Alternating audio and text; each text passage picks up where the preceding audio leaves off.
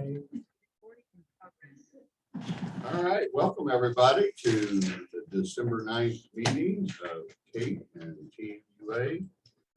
We're going to start with the Tulsa Municipal Airport Trust special meeting. First, call that meeting to order. First item would be the minutes of the September 9th, 2021 annual meeting. All in favor, say aye. Aye. Opposed, no. Motion carries.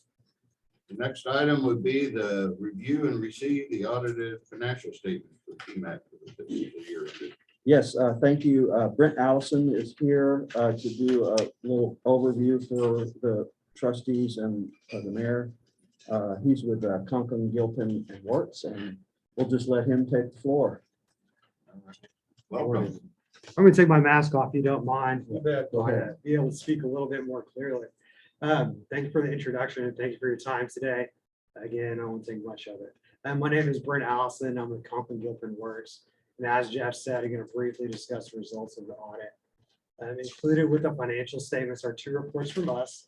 The first report is our report, which includes our opinion on the financial statements, which is an unmodified or clean opinion. And the second report is our report on internal controls and compliance. Our review of internal controls was performed to gain an understanding to allow us to design audit procedures, but not for the purpose of expressing an opinion on those controls. However, we are required to report to you any material weaknesses that we identify. I'm happy to report that we didn't identify any deficiencies that we consider to be a material weakness. So that's always great news. The financial statements themselves are largely unchanged since the first time you've seen them, and we didn't have any significant adjustments. The notes to the financial statements disclose the trust's significant accounting policies. And in 2021, there weren't any transactions that were entered into that we would consider to be significant or unusual. The activity was pretty standard from year to year. The notes to the financial statements also include disclosures related to future minimum lease payments to be received, as well as future debt service requirements. Additionally, because of COVID's impact on American Airlines and their significance to TMAC, and we have included some information about their liquidity in the footnotes to the report. At the conclusion of our audit, there were no uncorrected misstatements. We had no significant difficulties in completing our audit. We didn't encounter any disagreements with management over the course of our audit, which makes our job much easier. And then Jeff and the RCM team were very responsive to any requests and inquiries. Are there any questions that I can answer for you? Straightforward to me. Anybody have a question? Okay. Thanks, Brent. All right, Appreciate appreciate it. your time. and thank you Yeah, all. thank you very much. So is this review? Do we accept this? Yeah, we just receive it. Receive Yeah. it? So we need a motion to receive it? No. Okay, we received it. Have a motion to adjourn. Second. All in favor, say aye. Aye. Opposed, no. Motion carries.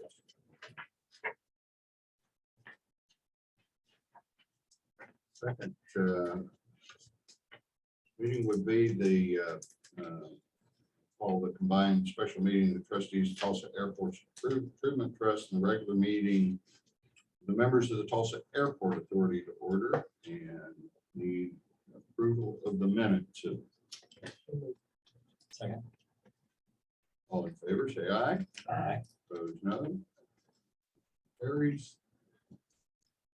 Alexis, I guess you're up. I am. I have a lot to say today, so I'm also going to speak without my mask, which is kind of breaking our protocol. But giving you guys, first of all, a great big thank you to Mayor Bynum and an update regarding our funding quest for the air traffic control tower. Since we last met, the City Council approved the mayor's recommendation and the committee's recommendation to provide $7 million in funding support for our tower, which helps us. We're getting there. We're about $21 million total that with airport, county, and city money combined that we've set aside for this project. And then we're continuing to explore other avenues as well with the state and with the federal stimulus bill that also recently passed. We're working with our federal delegation to explore every avenue for funding. If we can get it eligible for AIP funding, we'll absolutely pursue that route. If not, we're meeting with the FAA DC team to try to get an allocation specifically for the Tulsa Tower through their F&E budget. So we're continuing down that path. Frank and his team has been working with Daly, which is the engineering and architectural firm, and we're waiting. We have gotten a few details from the FAA regarding the AFTL 2 summary, but we're continuing to go down that path in terms of design for the new tower. Also, since we last met, we launched our service on Allegiant to Austin and to Phoenix.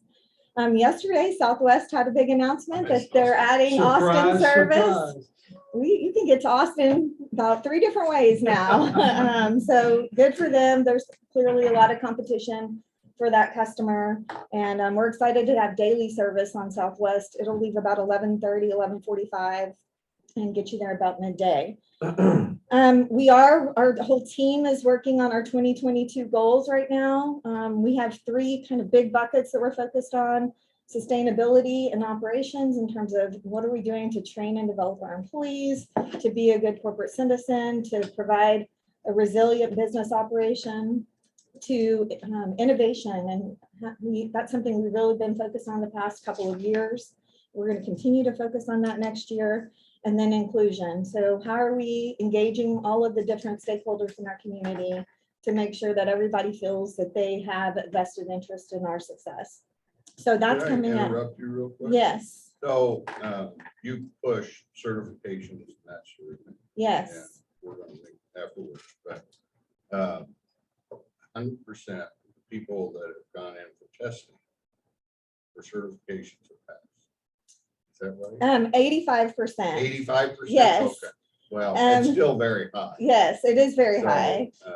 So we're going to go over our 2021 business plan, kind of high level results from that here in just a second.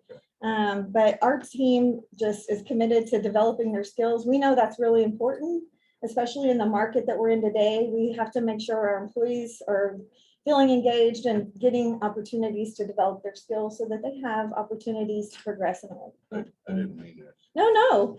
It's But something I'll I- talk about and Patty will talk about all there's day some long. Things in that report that Yeah.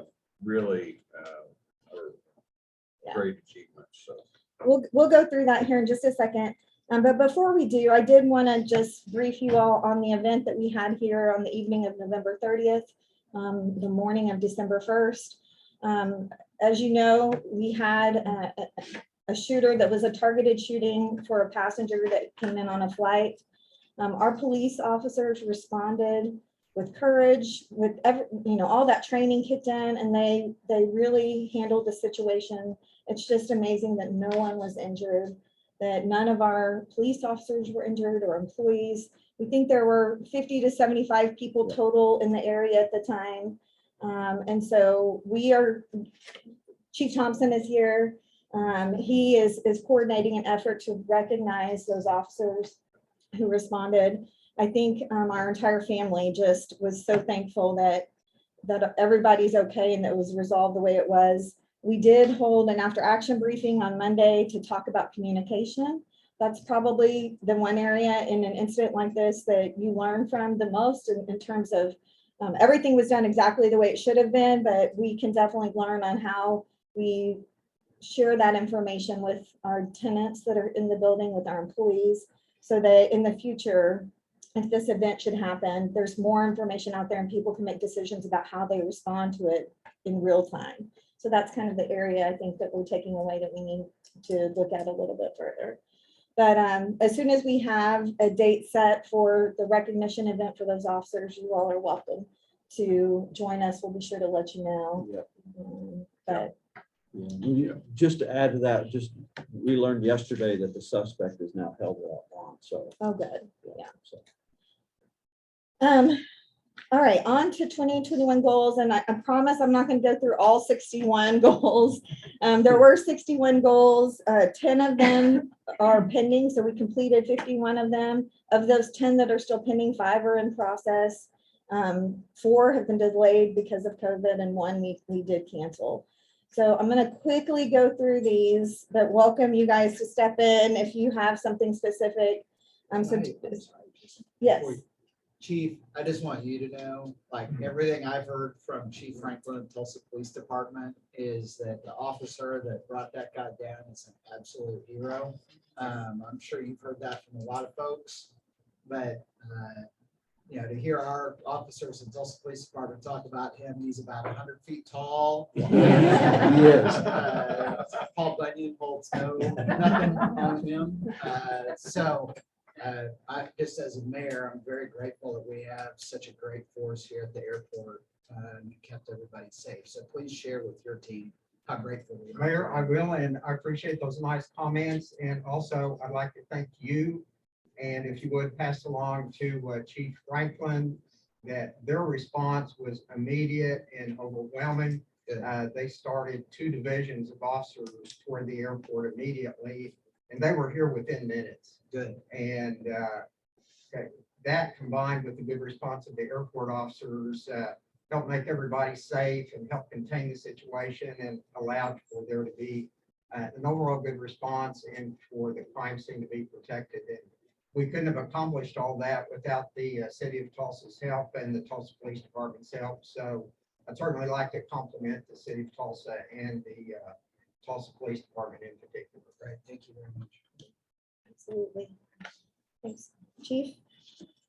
Okay, so in terms of workplace culture initiatives, one of our key priorities was to make sure all of our employees get a performance assessment, which we've implemented. We now do that twice a year for all of our employees, and managers and supervisors complete that 4 times a year. We did have 23 employees that completed 28 certifications. So, I mean, that's huge. 85% of people who took exams passed. A lot of those exams are really hard. I mean, your CM certification, they became drone pilots. I mean, it's pretty impressive just the breadth of experience that they've gained from that training.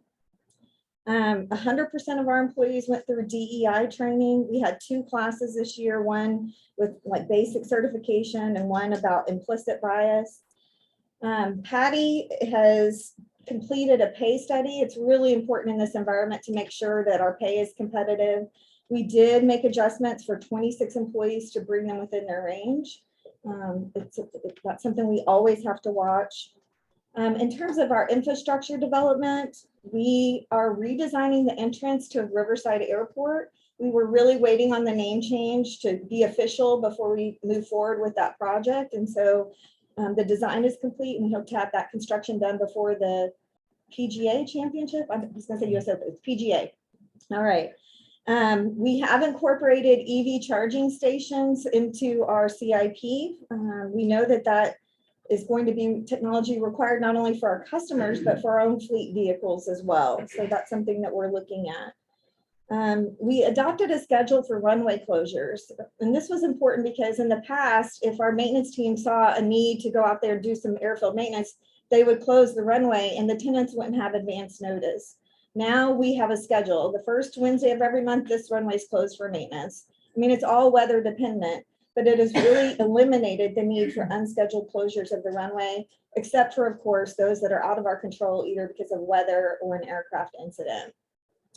That's worked out really well for us.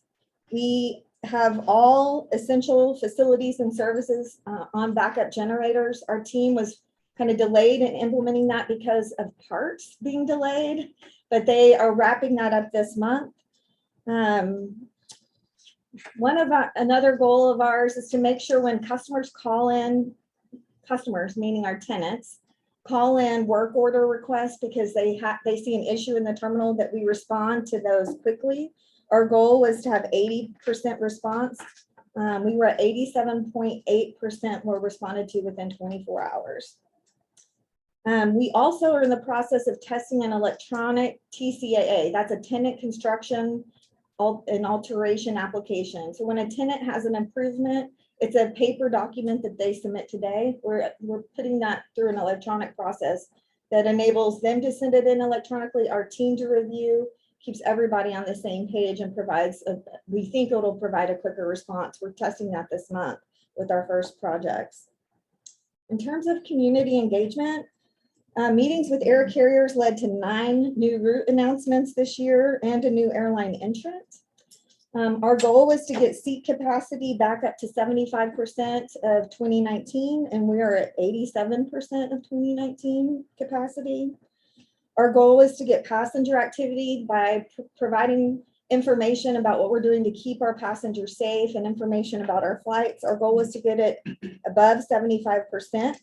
And we've been above that number since May, reaching as high as 91% this summer and averaging 85% since August. We established a baseline of small minority and veteran-owned business partners. And this is going to be used in our 2022 goals to determine how we're going to go out and increase that baseline. Today, 2% of our purchases are made with small minority and veteran-owned businesses. And we're going to set a goal to increase that by a manageable and realistic number. But we definitely see there's an opportunity to engage small businesses and contracting opportunities at the airport. And so that'll be a goal for us, but we couldn't have really done that without the baseline established first. We did hold a virtual outreach event to get suppliers plugged in with rental car operators.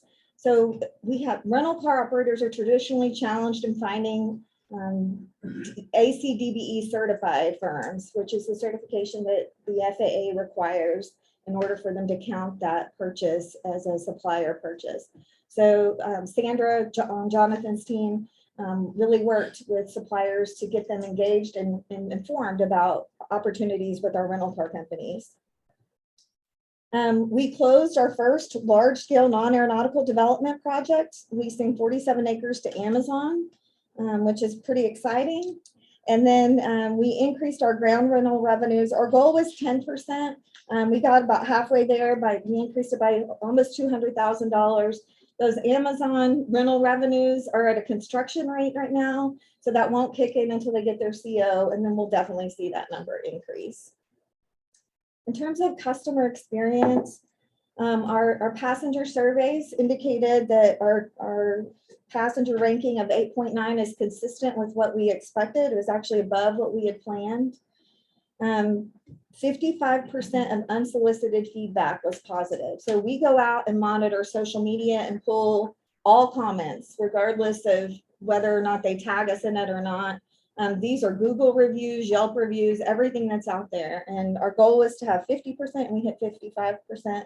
So that was pretty exciting. In terms of our inventory management system, one of our critical stock items, like for our jet bridges, our carousels, our conveyors that are used for the baggage outbound and inbound system, we decided to go ahead and stock those really before the lead time issues became so widespread. But because we did that, we were able to avoid any downtime in excess of 24 hours for any of those critical systems. We did have one baggage carousel that was closed because we couldn't get the tow chain replaced. The supplier couldn't get it to us quickly, but thankfully there are other carousels that those airlines could use then, and it didn't interrupt their operations. So that's credit to Brian and his team for getting that done. Let's see here. Our social media audience, which is really important to how we engage with customers, increased by 5.5%. And our overall engagement, interactions with them increased by 29% on average between the different platforms. And then our volunteers, which are just the best group of people in their red jackets. Every time I go somewhere, someone tells me about a volunteer encounter, and I love it. So 65% of our volunteer shifts are filled, which is pretty impressive given the COVID environment. All of our volunteers are over 55. We did launch the program back in March. We are having an appreciation event for them on Friday, but they love being here, and you can tell they're always out there handing out masks and telling people where the restrooms are, important stuff. And then we partnered with 4 different community organizations to provide a glimpse of Tulsa through our art program. And we continue to look for opportunities to give people a taste of Tulsa when they land at the airport and they're first experiencing our community. So that's just kind of a high level summary. That's also, the goals aren't everything that we've done. This is just the things that we use to measure our performance throughout the year. Andrew's team is working on an annual report that will finish by the end of this month that will highlight everything that we'll post on our website and be sure to send to you. But it's been a busy year. I'm super proud of our team. We have great employees that have a lot of passion for what they do, and we could not have done all of this without their assistance. Very good. Fabio? I can't believe that 51% of unsolicited feedback is positive. Yeah. I've never heard that in any industry. Yeah. That's great. Yeah. No, with social media the way it is today and Right. Oh, yeah. everything. Yeah. It's aimed at the negative. Yeah. Yeah. Wow. Amazing. So today I'll be going over the October 21, 2019 calendar year-to-date figures. As you can see, our revenues are still slightly lower than they were in October of 2019 by about 8%, and we're still trailing about 15% from the calendar year-to-date. That's about a $5.7 million deficit from where we were in 2019.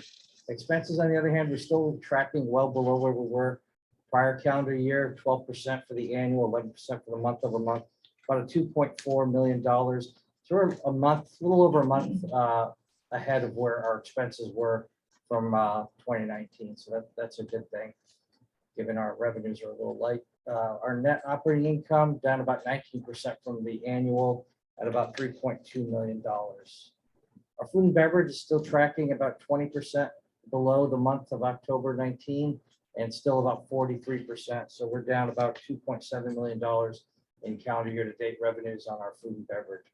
Our retail, on the other hand, it had a really good October, up 10%, down slightly just by 1% from the calendar year-to-date. So they've made up a lot of momentum and are catching up to where they were pre-pandemic. Our parking operations, our ticket pulls are still down 33% for the calendar year-to-date comparative. That's about 124,000 less tickets. But our revenues are down about 28%. So we're down just about $2.5 million in our parking activity revenues. Ground transportation down about 46% from the prior calendar year. And our rental car transaction days down about 30% for the month and 39%. That's 276,000 less transaction days in calendar year 21 versus 2019. Our operations at RVS, that 87% is a little deceiving. We did have a good month in October, but we did have runway work in October of 19, which reduced the amount of activity at RVS. But when we're looking at the calendar year-to-date comparative, down about 5%. That's only about 7,700, 7,800 activities fewer this calendar year over 19. And our fuel flows continue to generate higher numbers in the previous calendar year, 16% and 13%, about 150,000 more gallons of fuel pumped in 21 over 19. Our plane passengers down 15% and 26% for the calendar year-to-date comparative. And our plane cargo down 13 and 10%. Back in 19, we were talking trade wars, tariffs. Now we're talking supply chain issues. But about 5.1 million less pounds of cargo this year over 19. The next slide just shows our trajectory of revenues over the last 4 calendar years. The dark line, 2021, meeting 2018's revenues at a couple intersecting points, but still following the right trend, a lot better than we were in 2020. And our expenses, similar trend, the dark line. We see that dip in June of 21. That's for revenue, audit adjustments, debt service, inventory adjustments, things of that nature, but still operating well below the 2019, intersecting 2018 at a few points, but still fairly below where we were last calendar year. Our plane passengers, we're following that same seasonal trend over the last over this year, over the last few years. We're seeing that peak in the summer and kind of that build up towards the holiday season. Still down slightly, but we're moving in the right direction. Our next slide is our budget to actual. Our revenues are really coming in a lot stronger than we anticipated in our fiscal year calculation, 22% greater than we anticipated, and that's about $2.5 million more. The real areas where we're gaining ground are our passenger carrier activity revenues, up by about $661,000, and our parking doing about $1.2 million greater than anticipated. So we are seeing a lot of momentum there. Our expenses, 10% down. That seems to be our trend. We're operating significantly lower than budget, which is good. It's about $783,000. So with that gain in revenues and the reduction in expenses, our net is about $3.3 million higher than we anticipated. So that'll go towards our capital purchases and debt service. The next slide is our comparative of the calendar years to date activity, and we're still 15% below. The big areas are our passenger carrier and our parking, as well as our miscellaneous revenue, which is our CFC revenues. Those are the areas that are really creating that deficit of $5.7 million. But our expenses, again, below where we were in 19 pre-pandemic, operating at about $2.4 million lower than anticipated. So our net is slightly lower than where we were before by about $3.2 million. And our last slide is our cash position. We've been tracking about 300 days, give or take, from the beginning of the fiscal year to current. We're through November, 317 days. So we are gaining that momentum that we were projecting to gain during our AOLA lease negotiations. Our budgeted burn rate $71,000 per day. Our debt service, we've paid our debt. We've adjusted for the $14.6 million, $7 million debt. That takes into account the refinancing, which just closed. No issues really for us to cover our debt. We are running about a little over a month in debt service coverage based on where we are with our adjusted reserves. Any questions? What is our ultimate goal on cash? How many days? A year? We'd love to get to a year. It's kind of a balancing act. We have a lot of demand, and with COVID, our revenues are starting to increase faster than we anticipated, which is a good thing to have. But we deferred a tremendous amount of operating expenses and some capital expenses. So it's kind of really a balancing act of, what does the future hold? Are we going to continue this momentum? And can we continue to reinvest in our infrastructure here at the airport, not only in operational expenses, but capital? So our goal is to hit the 365.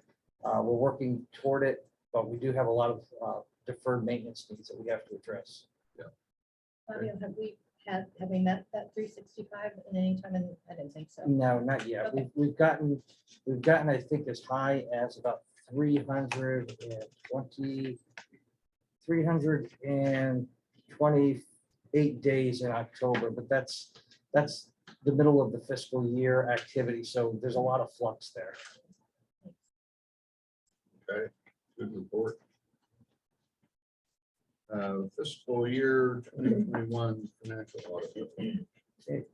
I'd like to receive and file the Tulsa Airports Improvement Trust audited financial report for the fiscal year ending June 30th, 2021, along with other related reports prepared by RSM US LLP.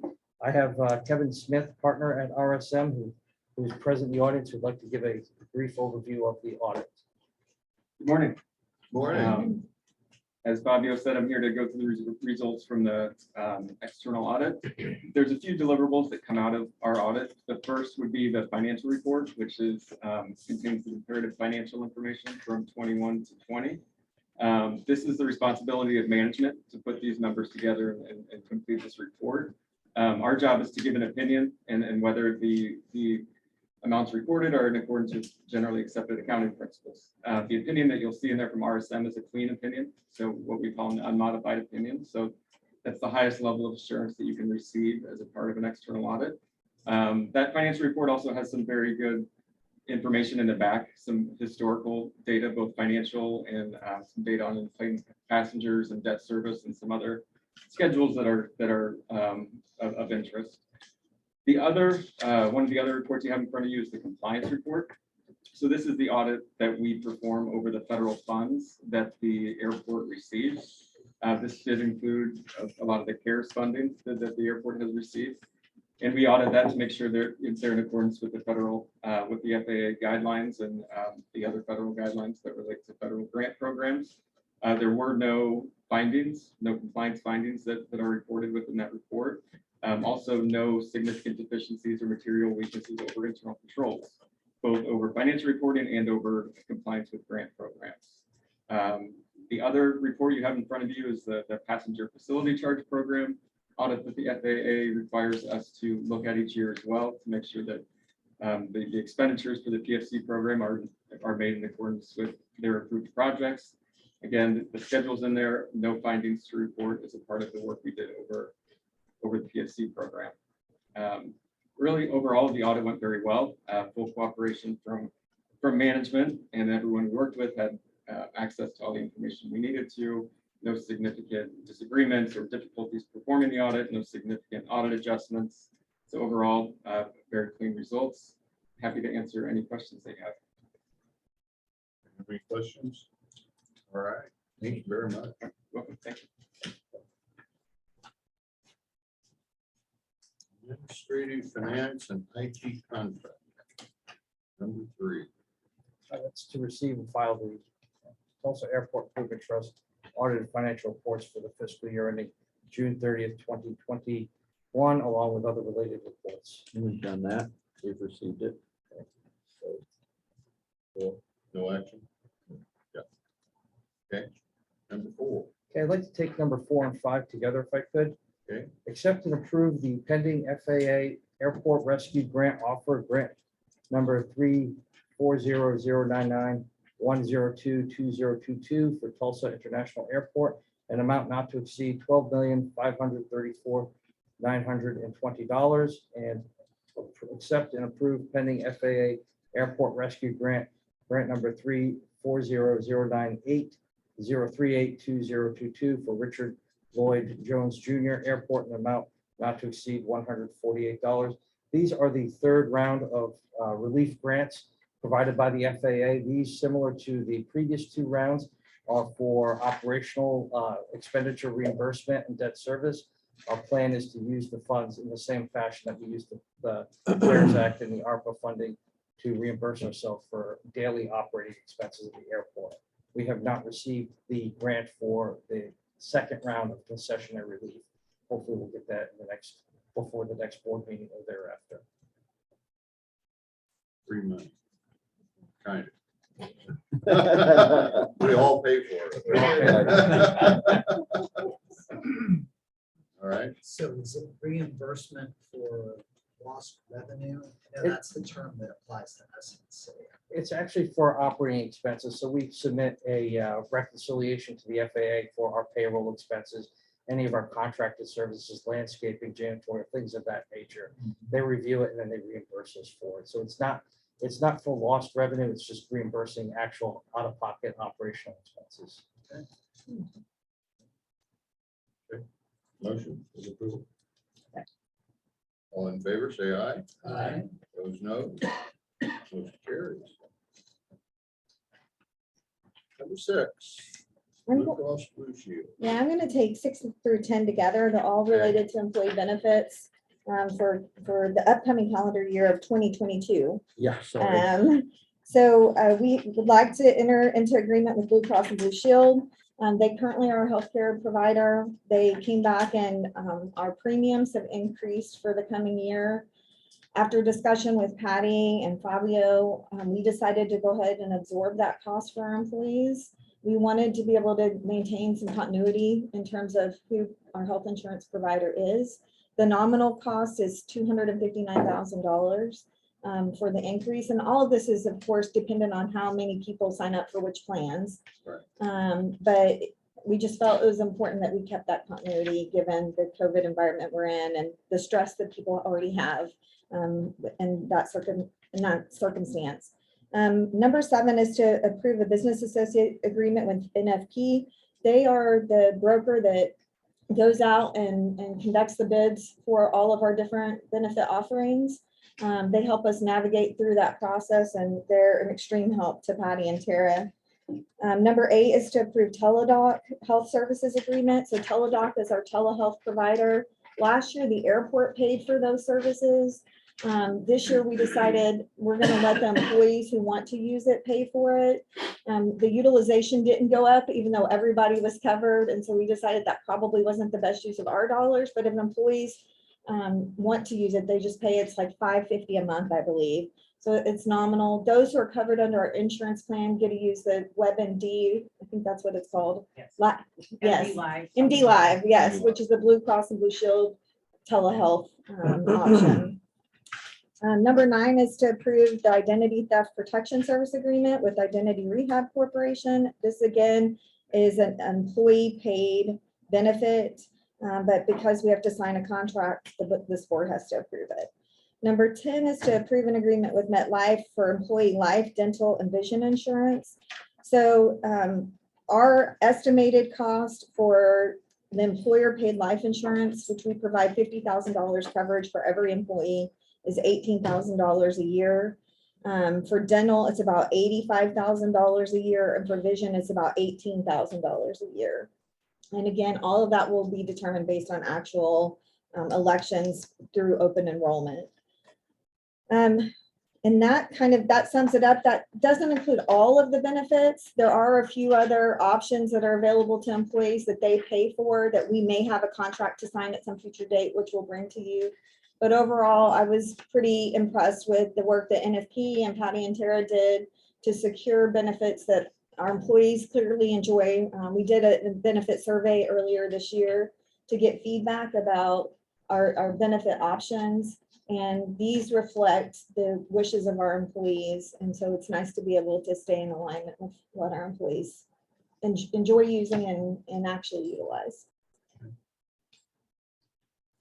Discussion, have a motion for items 6 through 10. All in favor, say aye. Aye. Those no. 11, Gallup. So item 11 is to approve a 3-year service agreement with Gallup for use of their Q12 survey platform. The total for the 3-year agreement is $24,994. So we have done employee engagement surveys now for about 6 years.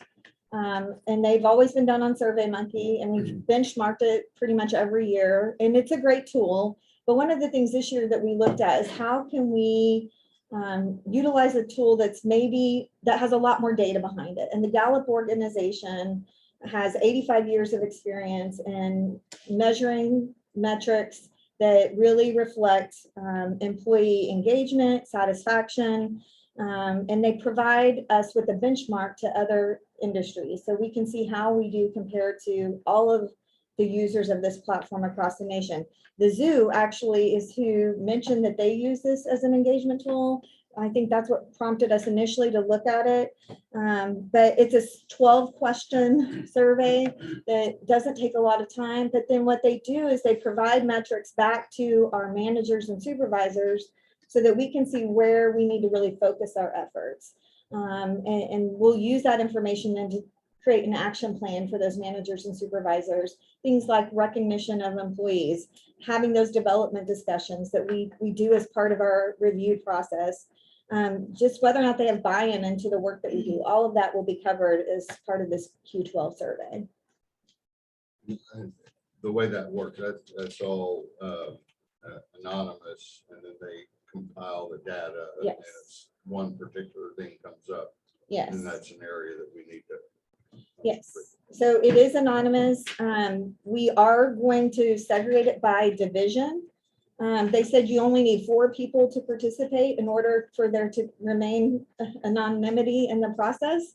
And so it's real important for us to be able to have the data that's tied down to division so that way those managers and supervisors get that feedback and know where they can really focus their efforts.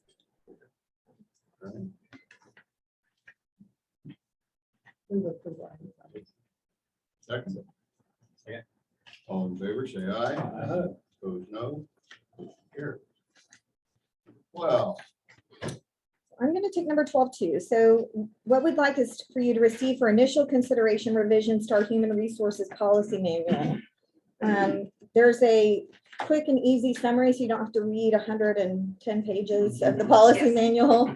But there are some key things that we're changing. For instance, for job postings, if we would like to promote an employee to a position that they're uniquely qualified for, we don't want to have to go through the process of posting it internally and externally before providing that promotion. I think with Hattie's assistance, with the director's insight, we want to be able to move efficiently and move that person into that position. Sick leave policy. Right now, employees get 12 sick days a year. They can bank them and get up to 1,200 hours of sick time in the bank. We currently allow them to trade 1 day of sick time for 1 vacation day. And just to be frank, in the environment we've been in for the past year, that creates an operational challenge when we have employees who can take 12 extra days of vacation a year once they've maxed out their time. And so what we're proposing is that it's 1 for 2. So you get 1 vacation day for 2 sick days, and we'll see how that goes. We still think that's very generous, a generous investment, but we are proposing to make that change. We also want to update our light duty policy. So if an employee gets injured, if there's other work within the airport organization that they can do, then instead of just their department, we'll be able to reassign them on a temporary basis to do light duty work. And then finally, our corrective action policy was a carryover from the city when we were a department of the city. Basically, we have an appeal process so that if an employee gets counseling or if they are dismissed, they can appeal that dismissal to their director, to me. And the existing policy, then if they don't like my decision, they can go to a board of employees to appeal that decision. What we're wanting to do is make my decision final, because at the end of the day, if a director and if I review something and determine it doesn't make sense for them to continue working here, then to have that overturned could cause disruption in the organization. We just don't feel like that's the most efficient way to handle it. So those are generally the big ticket items on the policy change. As Patty put together, there's a few others that are on there that are housekeeping, but just wanted to have you guys look at this and provide us feedback. If you have any concerns, please let me know. Pretty good. So, let's see anything. Yeah. So we're just doing that, and then we will bring this up next meeting to approve. Yes. Receive initial consideration for TAIT bid protest policy.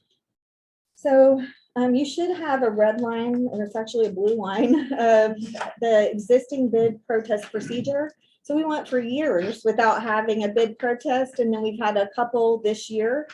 And in reviewing the policy, it was written by an attorney, which I'm not saying there's anything wrong with that, but it wasn't plain language. It didn't make a lot of sense. And so what Jeff did is he looked at the policy, updated it to be more reflective of our current operation. And Jeff, if you have anything you'd like to add. Yeah, to we this. just tightened up. There were some timing issues related to the time when a bid was accepted or opened and the time that you had before it was approved by the board. And that was kind of impossible. So we fixed that. And then the other part, our current policy requires an attorney to be on the protest committee, and we don't always need that. We do sometimes. And so the new policy allows us some flexibility as far as having an attorney on the committee. And that's really, there's some housekeeping issues on there, but it's mostly, that's mostly the changes. Yeah. See anything? Yeah. But so we'll receive that. Yep. Anybody has any problems, get in touch with you. Yep. Okay. Number 14. Yeah, 14 is to approve the renewal of our attorney engagement agreement with Connor Winters, Jason Cutant, for comprehensive legal services. I'll just add that they are super responsive. They get answers to us very quickly. Beverly Smith has helped us with a lot of real estate transactions, and Jason Taylor has helped us with some employment issues and just a lot of different things. So they have been very responsive, and I recommend approval to keep going with Connor and Winters. Okay. Motion. Second. All in favor, say aye. Aye. Opposed, no. 15. 15 is a renewal of the attorney engagement agreement with Center for Economic Development Law. That's Leslie Batchelor and Jeff Saban for legal services, and that's another year. Also, they've done outstanding work. They continue to do outstanding work, and whatever we spend on them gets reimbursed through the TIF dollars. So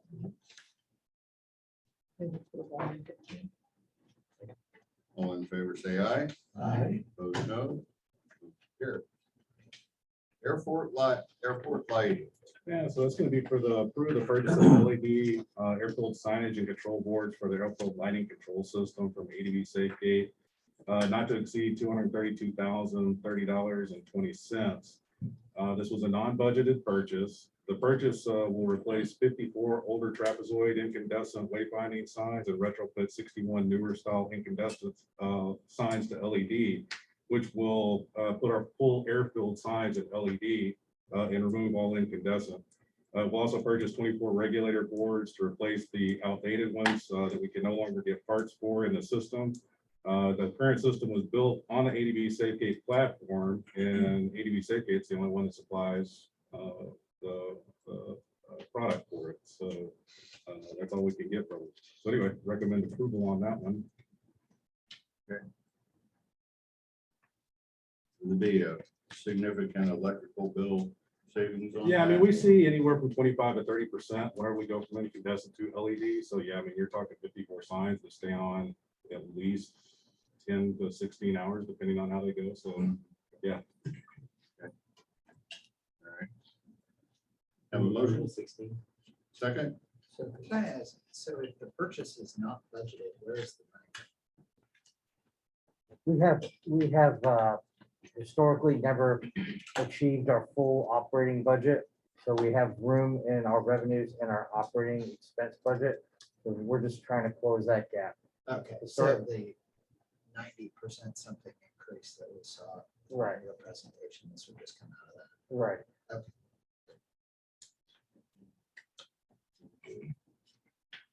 we have a motion and a second.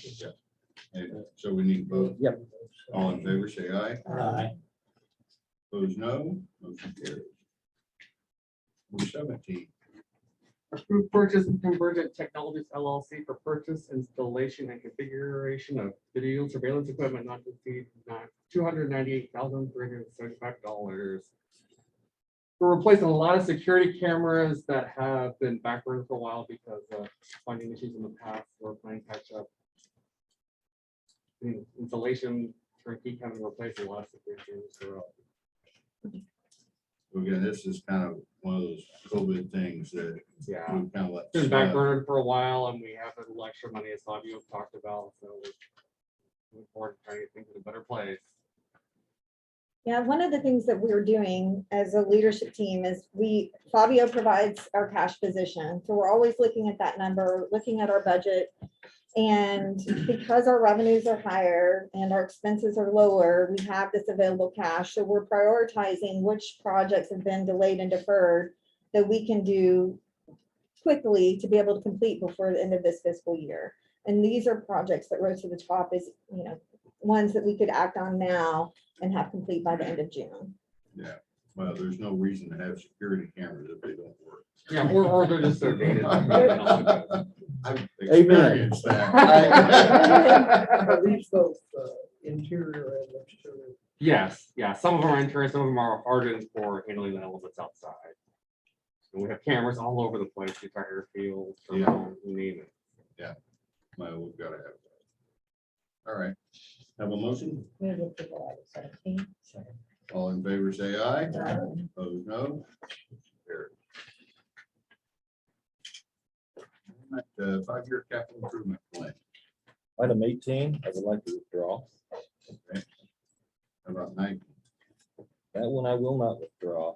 Item 19 is approved 5-year capital improvement plan, CIP, for fiscal years 2023 to 2027 for Tulsa International Airport and Tulsa Riverside Airport. The proposed CIP for TUL identifies 24, not 23, an error.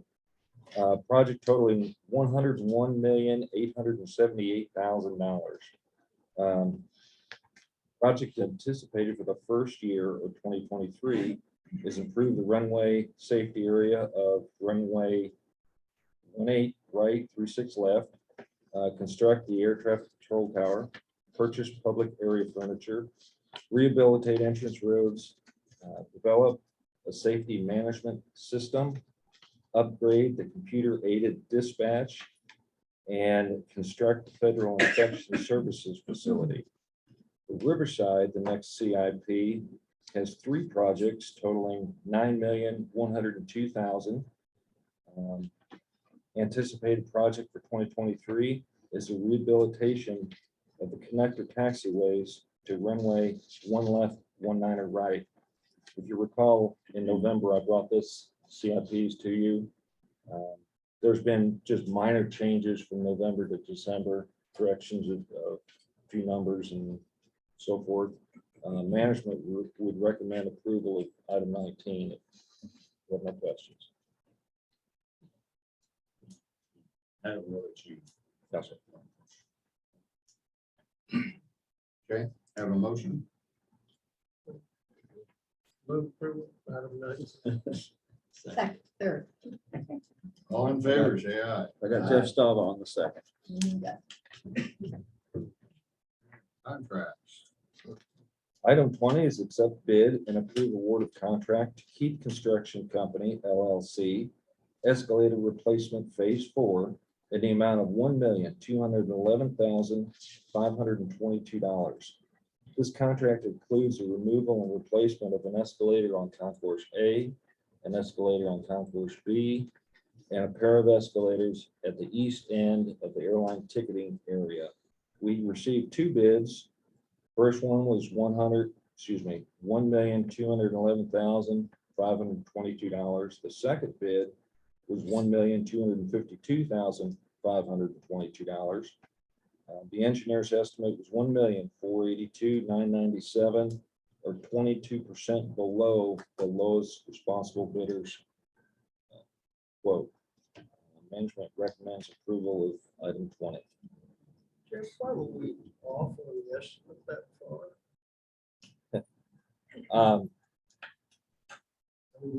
Delivery time, it's extremely difficult to make any estimates of costs due to delivery, COVID, and so forth.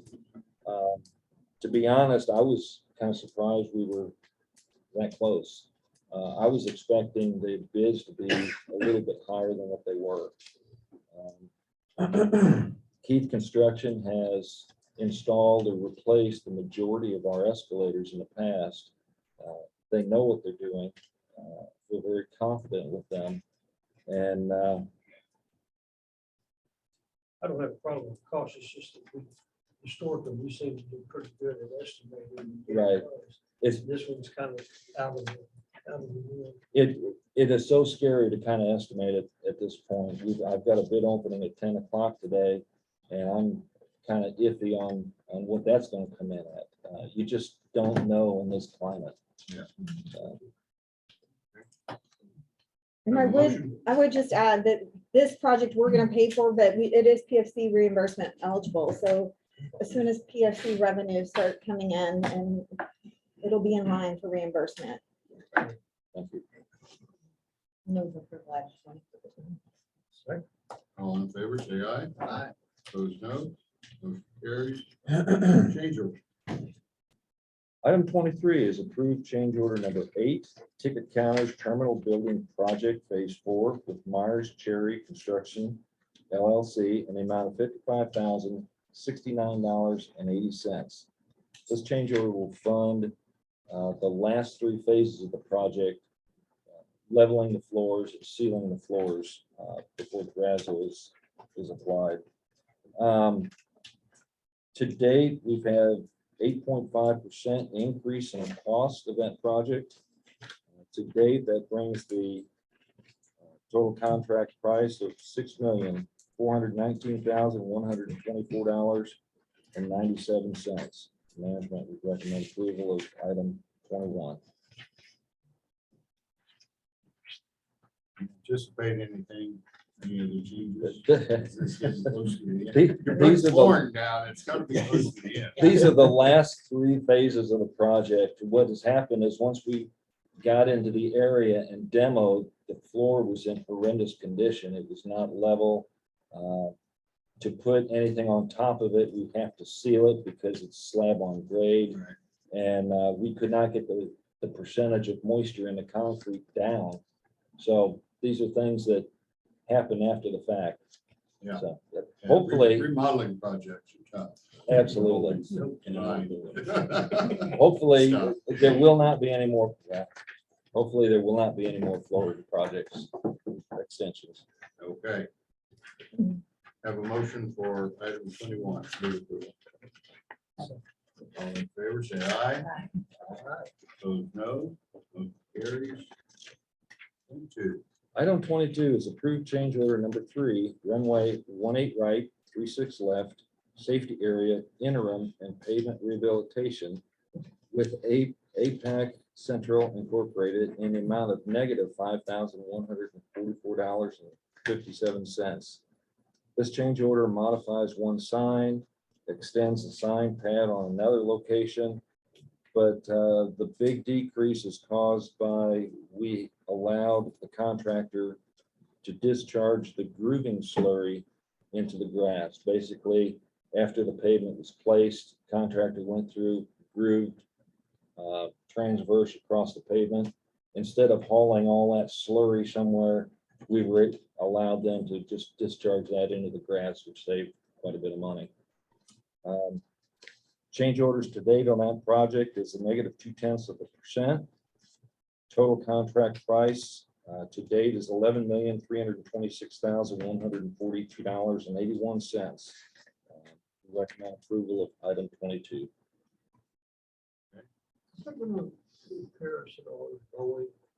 No, it's like a cement slurry, basically, when you saw concrete.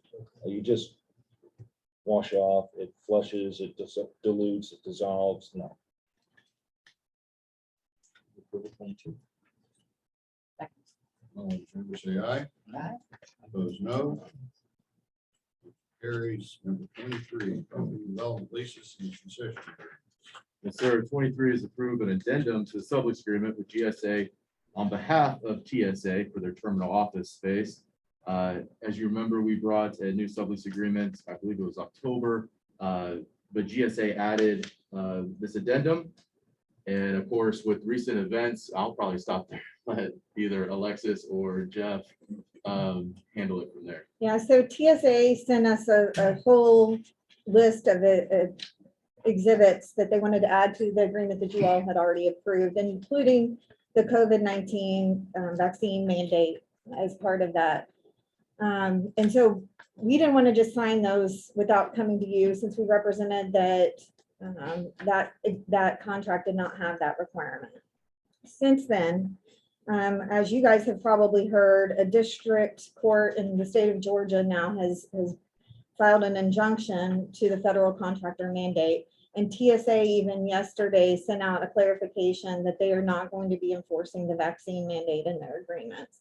So while it is still going to be part of that exhibit, if and when that court action is ever settled and resolved, we may have to comply with it at that point. But as of today, we are no longer obligated to comply with the federal vaccine mandate for contractors. So we're approving them, but we don't have to comply. Right. This, the compliance is going to be at their choice or their direction. It would be the courts. It's the courts. Yeah. Yeah, I guess so. Yeah. The court, yeah, If there it's is. the law of the land, we're gonna have to We're do gonna it. have to do it, really? Suppose. Yeah, depending on the outcome of that court case, then we'll be required to Okay. comply. That may take years, honestly. Yeah. Okay. All right. What, any other, on the other exhibits, anything No, it's all pretty standard. COVID-19 No. clause is really the, Yeah, that was the one, big one. so that clause, does that mean everybody at the airport would Everybody, become a quote unquote contractor? anybody who we have an agreement with that exceeds $250,000, Including employees. including employees and volunteers. So this doesn't just apply to TSA employees, it applies to everybody who works. Everybody that works at the airport, because Right. we would be a Okay. Contractors through the. contractor to, So Under T- that lease, we call it, the definition of contractor is very expansive and broad. And under that definition. yeah, we're actually a landlord. Right. Yes. Because That's a different, Yes. I'm not gonna get into. Right. But it is, I mean, we're a landlord and is landlord a contractor? according to their definition, yes, we are. Because the lease revenue for this agreement exceeds $250,000, that's why it triggered it in this agreement. They pay us. That, yes, they pay us, it's about, I think, $450,000 a year in revenue. The tower agreement for the existing tower is still being negotiated. We think we'll have that for you all in January, but they have also included that provision in that agreement, which, again, I mean, we've been validating what the enforcement mechanisms are. There's so much to this, because it does require us to at least get acknowledgements from our contractors that they're complying. So, So if we reject it, mhm. we're kicking TSA out. So basically they close the airport down because we can't do TSA checks. I don't know. I mean, that's the $1 million question that Jeff and I have been going back and forth on. 22. I mean, We're not certainly, confident it's even enforceable, but, Right. It all But, depends yeah. on what the word is. yeah. I think that might be true. I think you might have. Yeah. Okay, I would approve, or I would move to approve item 23. all right. All in favor, say aye. Opposed, no. Motion carries. 24 is to lease a small storage space to Angelini's LLC, doing business as Tulsa Flagmore. And this is just below in the concourse A. There's some storage / office space below, and they wanted some more extra storage space, so we're going to lease it to them. So, question. Angelini's, is that part of the larger concession contract or is that a separate? It is separate. It's completely separate. So they're the only ones that are off of the food concession. The rest is Delaware North. Okay. All right. Second. All in favor, say aye. Aye. Opposed, no. Motion carries.